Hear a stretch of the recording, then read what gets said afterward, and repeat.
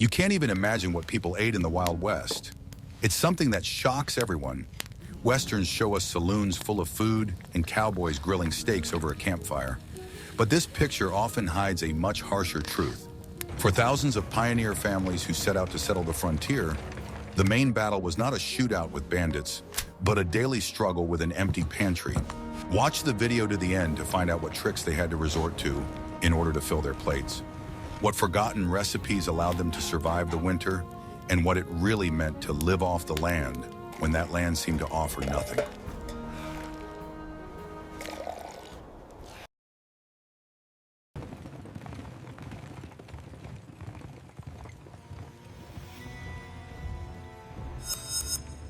What Westerns don't talk about was the main daily threat to every pioneer family.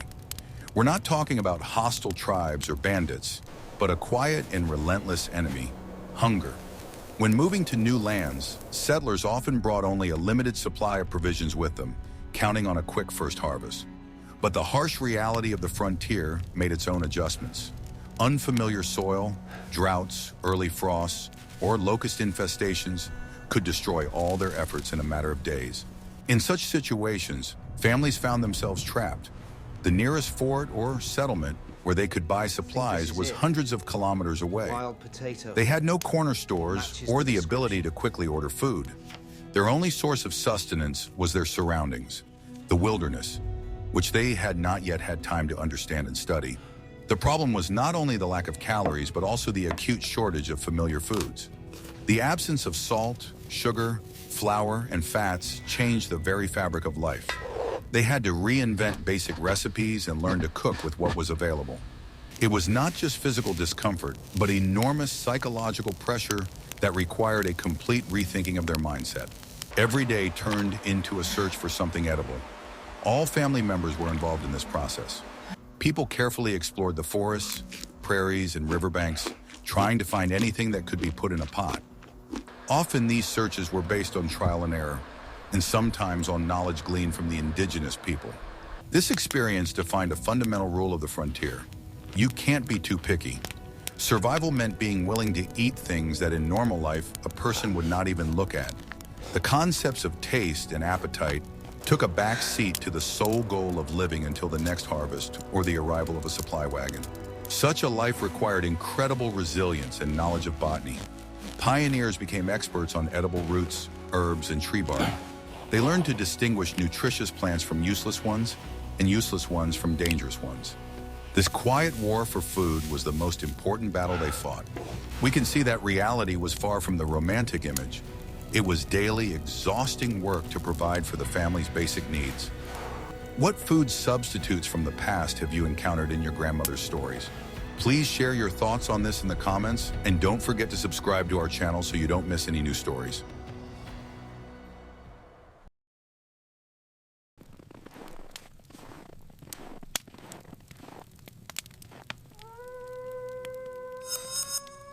Are you ready to learn the truth about what the pioneers actually drank in the morning, calling it coffee?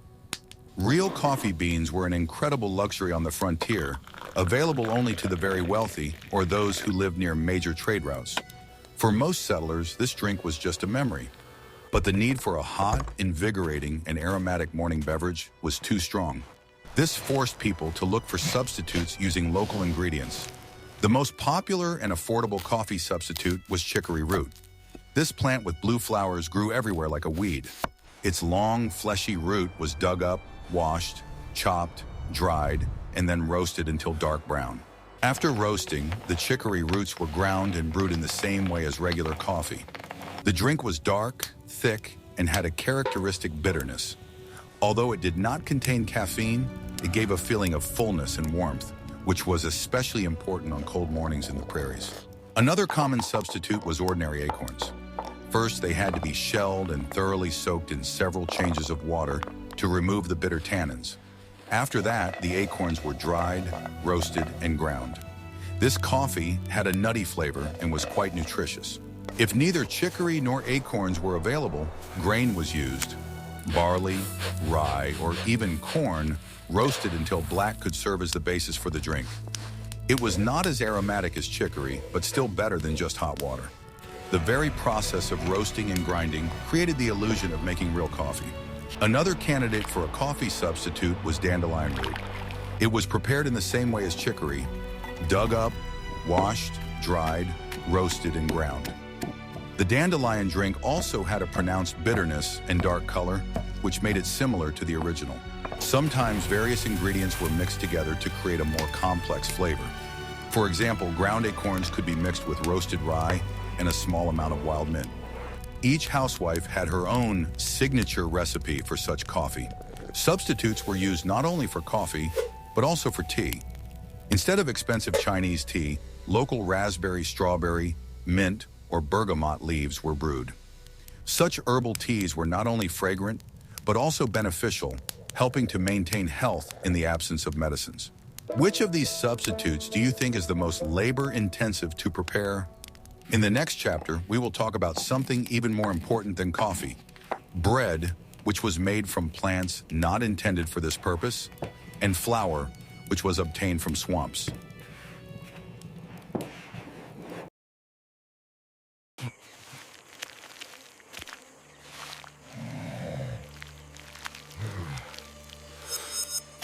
I will reveal the most closely guarded secret of pioneer survival. The flour that saved entire families did not grow in fields, but in swamps and forests. When the bags of wheat or corn flour ran out, settlers were faced with the need to find a substitute for their main food source: bread. This is where the wild came to the rescue. One of the most valuable sources of hidden flour was cattail, or reed, which grew in abundance along the banks of rivers and lakes. Its rhizomes contain large amounts of starch. In autumn and winter, men went out to the swamps and dug these long, thick roots out of the icy mud. It was hard and unpleasant work. The harvested rhizomes were brought home, thoroughly washed and cleaned. Then they were kneaded and washed repeatedly in water to separate the starchy mass from the tough fibers. The resulting white gruel was dried by the fire, resulting in a fine powder very similar to high-grade flour. This cattail starch was practically tasteless and could be used as a thickener for soups or as an additive to regular flour to save money. If there was no wheat flour at all, unleavened cakes were baked from cattail starch mixed with water. They were not very tasty, but very nutritious. Another important source of flour was acorns, which we have already mentioned as a substitute for coffee. To obtain flour, they were processed differently. The acorns were cleaned, crushed, and leached for a long time, either boiled in several waters or placed in a bag and immersed in a flowing stream for a day or two. This was necessary to remove the bitter and astringent tannins. After leaching, the resulting mass was dried and ground into flour. This flour was dark, with a strong, nutty flavor. Bread made from it was dense and heavy, but it provided the necessary calories. Acorn flour was often mixed with corn flour, if there was any left. These hidden types of flour were a real lifesaver. They required a lot of labor to collect and process, but in return they provided the most valuable thing: the ability to bake bread. This unique ingenuity allowed families to survive the hungriest months. If you find this information striking and appreciate the resourcefulness of the pioneers, please like this video.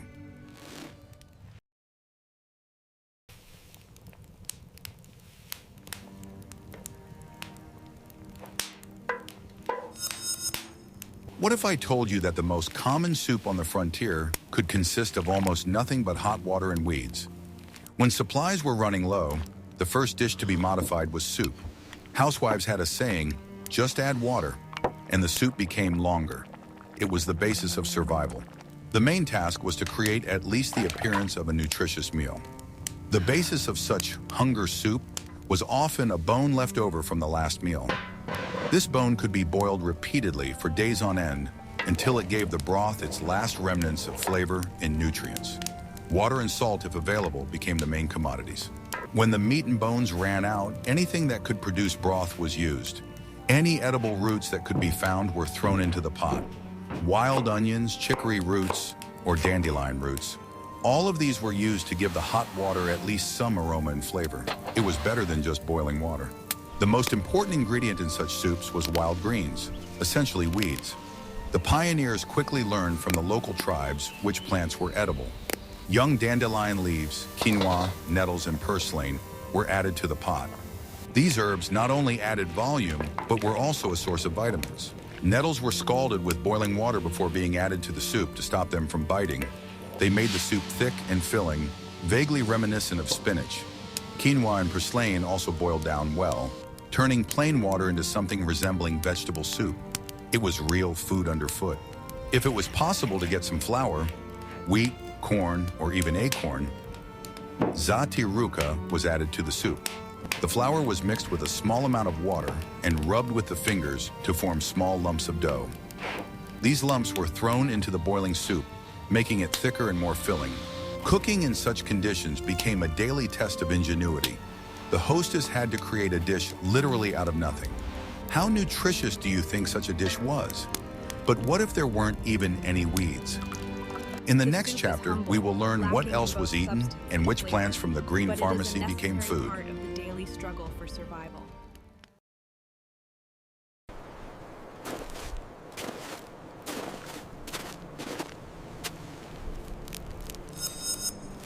When the vegetable garden was empty and grain reserves were running low, the pioneers' only hope was the green pantry, wild plants that grew in abundance.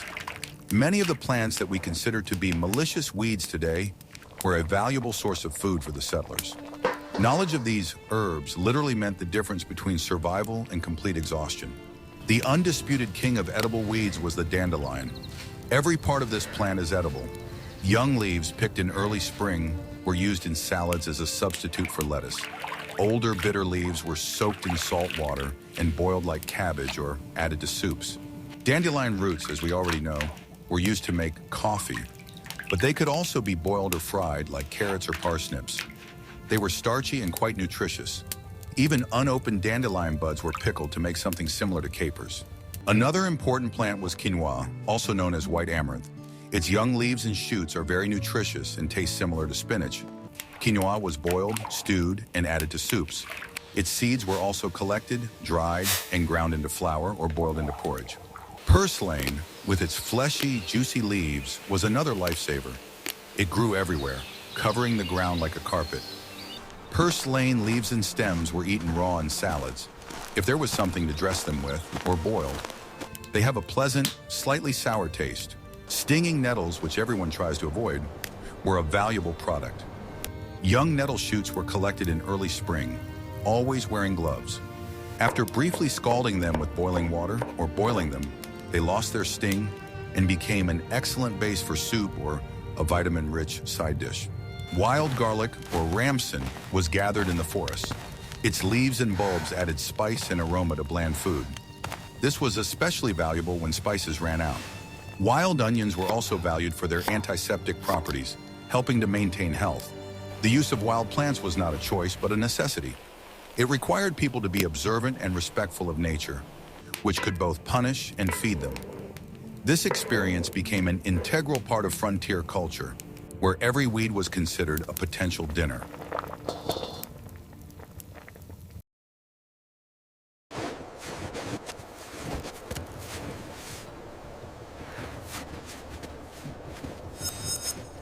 The secret hidden in any forest allowed pioneers to survive the harshest winters when the ground was covered with snow. When the prairies and fields became barren, the forest turned into a veritable supermarket for those who knew what to look for. Trees provided not only fuel and building materials, but also food. The main treasure of the forest was nuts. Depending on the region, these could be walnuts, pecans, hickory nuts, or chestnuts. In the fall, families spent weeks gathering and harvesting nuts. They were dried, shelled, and stored in bags. Nuts were incredibly high in calories and rich in fats, which made them a truly life-saving food in winter. Acorns held a special place. Although most of them are bitter, the pioneers, like the Native Americans, mastered the technology of processing them. Leaching out the tannins turned the bitter nuts into a valuable source of flour and starch. Acorn porridge or bread was heavy but filling food. But what to do when the nuts ran out or were not available? The wood itself was used, or more precisely, its inner bark, or cambium. This is a thin, living layer between the hardwood and the outer bark. In spring, during sap flow, it is most nutritious. The pioneers cut down young trees, most often pines, elms, or birches, and carefully scraped off this inner layer. The cambium could be eaten raw. It was slightly sweet and juicy, but more often it was dried and ground into a powder, which served as flour. This wood flour was added to soups as a thickener or mixed with the remains of real flour to bake flatbread. Such bread was coarse and difficult to digest, but it provided calories. The cambium of the slippery elm was especially prized as it became sticky and nutritious when cooked. In the spring, the forest provided another valuable product, tree sap. Everyone knows about maple syrup, but the pioneers collected sap not only from sugar maple trees, but also from birch and even hickory trees. This sap was not as sweet, but it was a source of sugars and minerals after a long winter. Which of these forest foods seems most unexpected and inedible to you at first glance? But even bark and nuts could seem like a feast compared to what was eaten in the most desperate times. In the next chapter, we'll talk about things that weren't considered food at all.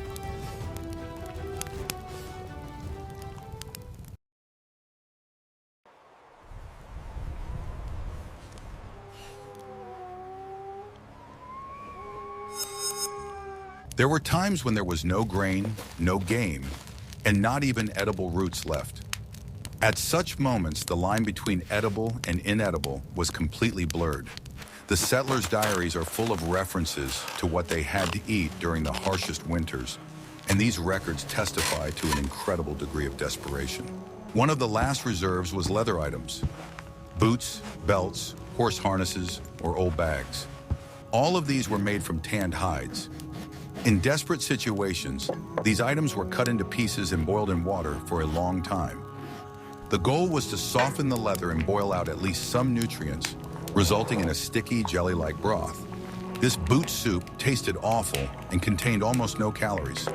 However, it gave the stomach a feeling of fullness and possibly some micronutrients. The very process of preparing and consuming the hot liquid provided psychological support, helping people not to give up. Another source of food that seems wild today was tallow candles. In those days, many candles were made not from wax or paraffin, but from animal fat, tallow. When there was no other food left, these candles could be eaten. It was pure fat, which provided the body with the necessary calories. The wick was removed, of course, and the fat itself was eaten raw or melted down. The taste was unpleasant and rancid, but when faced with the choice between a candle and starvation, the choice was obvious. It was an expensive food because candles were needed for lighting, and using them for food meant plunging the house into darkness. Even waste products that would normally be thrown away without a second thought were put to use. For example, apple cores and peels were not thrown away, but carefully dried. In winter, these dried peels were used to make compote or tea, which had at least a faint fruity aroma and sweetness. Bran, which was usually used as feed for livestock, became the basis of the diet. If the family still had cows or horses, people began to compete with them for food. Bran mixed with water was used to bake coarse, throat-scratching flatbread. It was hard, but it was food. Any fat was worth its weight in gold. After cooking, the pan was not washed but wiped with bread or a flatbread to collect every drop. If there was no fat, food was cooked simply in water. The lack of fat in the diet was one of the biggest problems. Such an experience of survival did not pass without a trace. It instilled in people a deep respect for any food. The generation that went through this could never allow themselves to throw away even a small piece of bread. They knew its true value too well.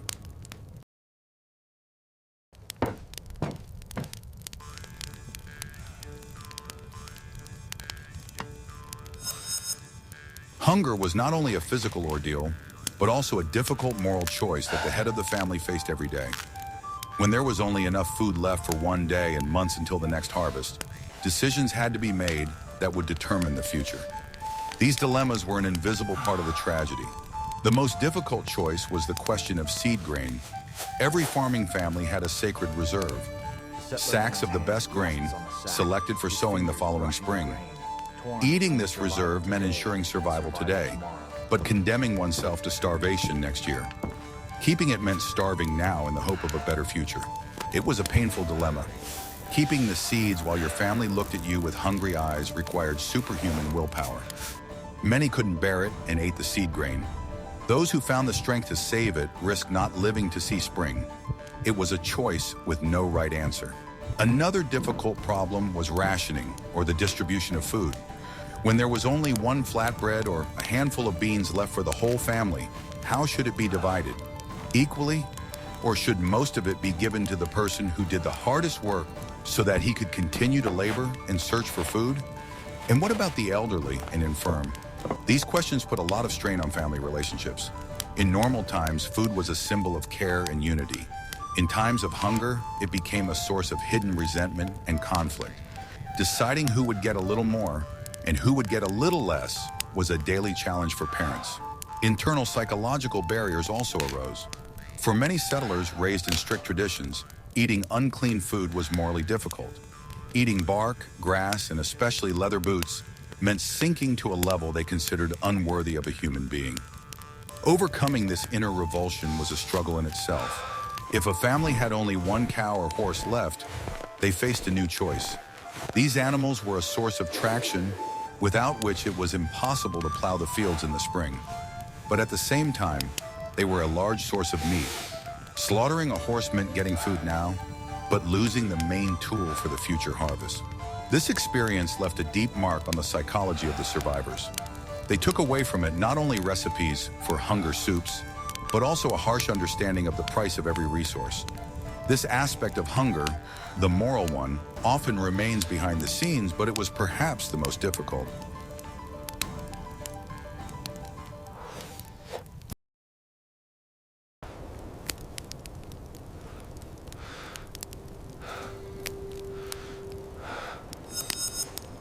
The process of finding food in the wild was a constant experiment, and unfortunately, not all of these experiments ended successfully. Trial and error in conditions of hunger was extremely risky. A mistake could cost not only poor health, but also precious energy spent on gathering and preparing useless food. The most common mistake was misidentifying plants. The prairies and forests were home to many plants that looked edible, but were not. Some were simply bitter or unpleasant to the taste, leading to disappointment and wasted effort. For example, there were many types of wild bulbs. Some of them, such as wild onions, were edible, but others, very similar to them, were useless or even poisonous. Without accurate botanical knowledge, it was almost impossible to tell them apart. Settlers often relied on smell. If the bulb smelled like onions or garlic, it was considered safe. Another problem was improper processing. We have already mentioned acorns, which required careful leaching. If a pioneer, unaware of this, simply chopped them up and boiled them, he would end up with an incredibly bitter and astringent porridge, unfit for consumption. It was a waste of time and firewood. Some edible roots, such as cattail roots, are only edible during a certain season. At other times of the year, they could be too tough or fibrous. A family that spent a day digging up these roots and ended up with an inedible product was greatly disappointed. People also tried to eat things that were rumored to be edible, but in fact had no nutritional value. For example, some types of moss or lichen. They could be swallowed, but the body did not get any calories from them, and the digestive system could react extremely negatively. Mistakes were also made in preservation. In an attempt to preserve the meager harvest or pick berries, housewives could dry or salt them incorrectly if they had salt. As a result, precious supplies became moldy and unusable.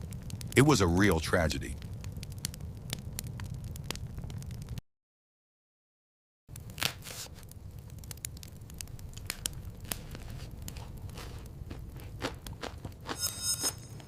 The trials of hunger that the first generations of pioneers went through did not disappear without a trace.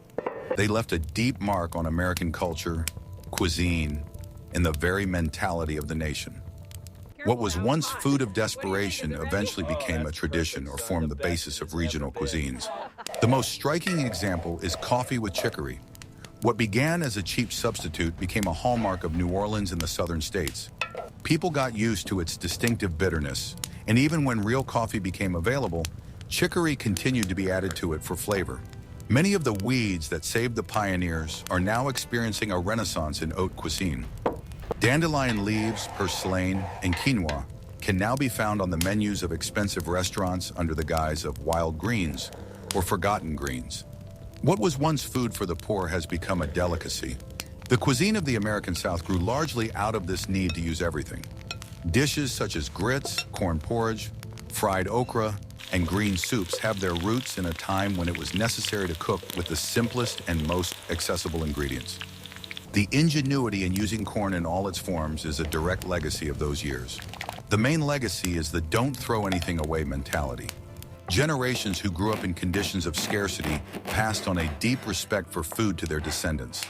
The habit of eating everything down to the last crumb, using leftovers from yesterday's dinner to prepare a new dish, preserving and making preparations.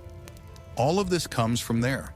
Knowledge about edible wild plants, which pioneers gathered bit by bit, has been preserved in rural communities. Even today, in many regions, people traditionally gather wild onions, nettles, or berries in the spring. Even though there is no longer any need to do so, it has become part of their cultural identity.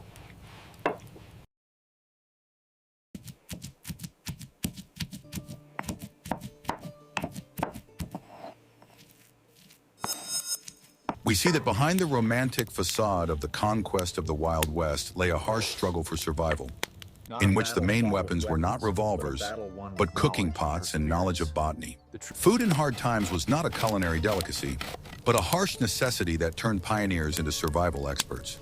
They ate what we consider weeds, bark, and even inedible objects in order to live to see the next day. Which of these lessons in survival and attitudes toward food do you think are still relevant today? Suggest topics for future videos that you would like to see on our channel, dedicated to the real history of the American frontier in the comments. And don't forget to subscribe so you don't miss new episodes.